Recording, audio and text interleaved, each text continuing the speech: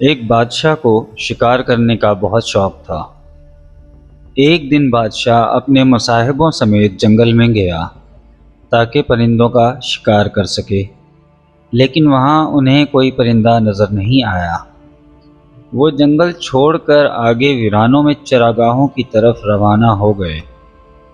راستے میں کئی پہاڑیاں اور ندیاں بھی آئیں جن کو انہوں نے عبور کیا، لیکن انہیں کوئی پرندہ نظر نہیں آیا۔ آخر دوپہر کے وقت وہ ایک بہت بڑی چراگاہ میں پہنچے۔ یہ اتنا بڑا میدان تھا جس کی حد نظر نہیں آ رہی تھی۔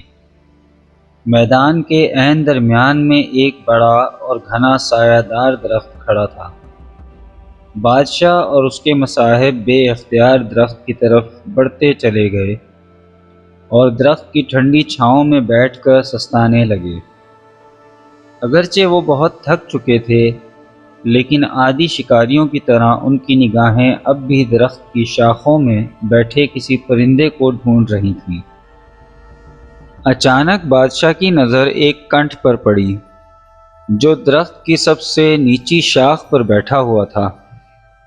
نیل کنٹھ کو دیکھتے ہی بادشاہ نے اپنے ایک مصاحب کو اشارے سے حکم دیا کہ اسے شکار کرے۔ اشارہ پاتے ہی اس کا ایک مصاحب کھڑا ہوا اور غلیل سے اس نیل کنٹھ کی طرف پتھر پھینکا جو نشانے پر لگا، اور نیل کنٹھ بادشاہ کے سامنے آ گرا۔ بادشاہ نے نیل کنٹھ کو پکڑ کر ایک مصاحب کے حوالے کیا کہ وہ اسے ذبح کر لے۔ جوں ہی چاقو نیل کنٹھ کی گردن کے قریب آیا، اچانک نیل کنٹھ کے منہ سے نکلا، اے عظیم بادشاہ، مجھے مت ماریے، میں آپ کا فائدہ چاہتا ہوں۔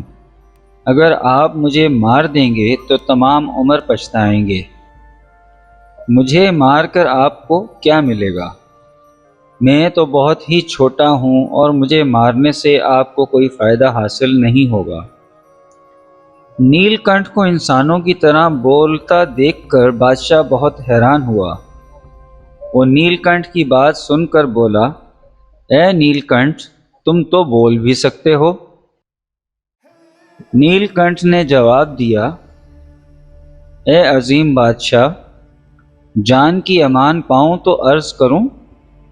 میری گزارش کو دھیان سے سنیے گا۔ میں تو آپ کی یہاں آمد کا برسوں سے انتظار کر رہا ہوں کہ آپ تشریف لائیں تو میں آپ کو اپنے پردادا کا وہ پیغام پہنچاؤں جو وہ آپ کے لیے چھوڑ گئے تھے۔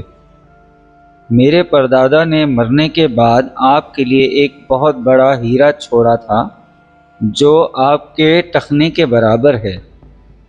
ان کی خواہش تھی کہ وہ ہیرا آپ کے حوالے کیا جائے، اسی لیے میں عرصے سے آپ کا منتظر تھا۔ اگر میں ایسا نہ کر سکتا تو میرا ضمیر ہمیشہ مجھے ملامت کرتا رہتا۔ میں اس امانت کے بدلے میں آپ سے معافی کا طلبگار ہوں۔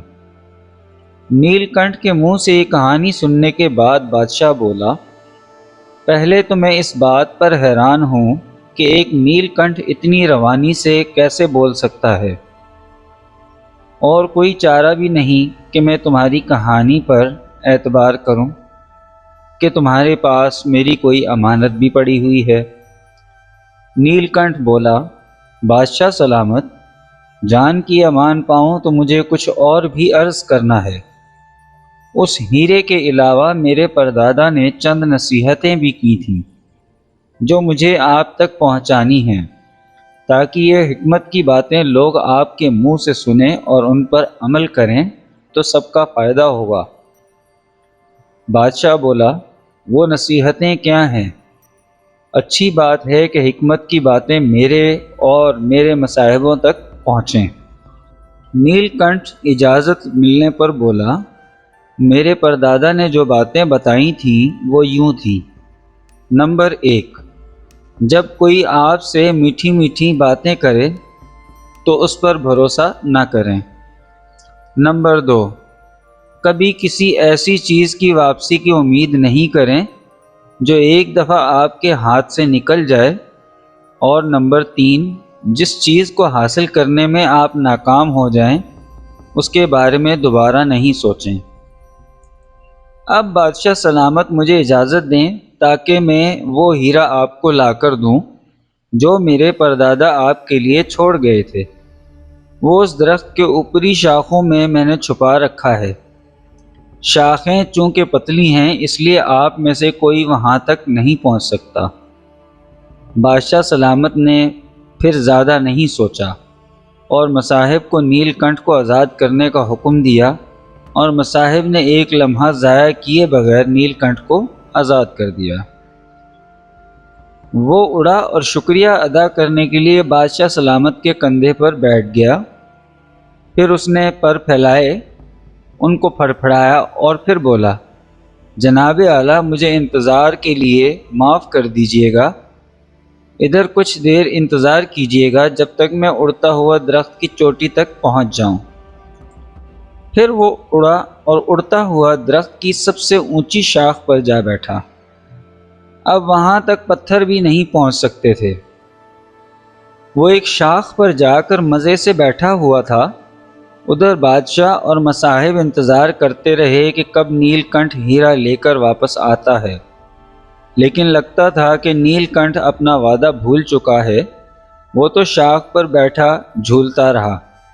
ہیرا لانے کی بات تو بہت دور کی تھی، شام ہو گئی اور اندھیرا چھانے لگا تو بادشاہ نے آواز دی، نیل کنٹھ تمہارا وہ ہیرا کدھر ہے جو تمہارے پردادا نے میرے لیے رکھا تھا؟ اسے نیچے لے کر آؤ، ہمیں واپس بھی جانا ہے۔ نیل کنٹھ نے بادشاہ کی بات غور سے سنی اور پھر اونچی آواز میں ہنسنے لگا اور بولا، بادشاہ سلامت، میں نے جو کچھ کہا ہے اس کی معافی دیجیے گا۔ اگر آپ محل جانا چاہتے ہیں تو شوق سے چلے جائیے۔ آپ انتظار کس بات کا فرما رہے ہیں؟ میں نے آپ سے عرض کیا تھا کہ میٹھی میٹھی باتوں سے دھوکہ نہیں کھانا چاہیے، اور جو چیز ایک دفعہ ہاتھ سے نکل جائے اس کی واپسی کی امید نہ رکھیں، اور جس چیز کو حاصل کرنے میں ناکام ہو جائیں اس کے متعلق مت سوچیں۔ آپ عقل والے ہیں، خود سوچیں آپ کے ٹخنے جتنا بڑا ہیرا میں کیسے اٹھا سکتا ہوں؟ اتنا بڑا تو میں خود بھی نہیں ہوں۔ میں نے تو ہیرے کی کہانی اپنی جان بچانے کے لیے گھڑی تھی۔ آپ نے اس پر اعتبار کیا اور مجھے آزاد کر دیا۔ اب میں آپ کی دسترس سے باہر ہوں۔ میرے الفاظ کو یاد رکھیے گا۔ ان چیزوں کی واپسی کی امید مت رکھیں جنہیں آپ ایک دفعہ کھو چکے ہیں۔ جناب اعلیٰ، اب محل کی طرف روانہ ہو جائیے اس سے پہلے کہ اندھیرا چھا جائے۔ انہوں نے افسردگی سے مصاحبوں کو واپس روانگی کا حکم دیا۔ نیل کنٹھ نے انہیں جاتا دیکھا تو پر پھڑپھڑایا اور ہوا میں اڑ گیا۔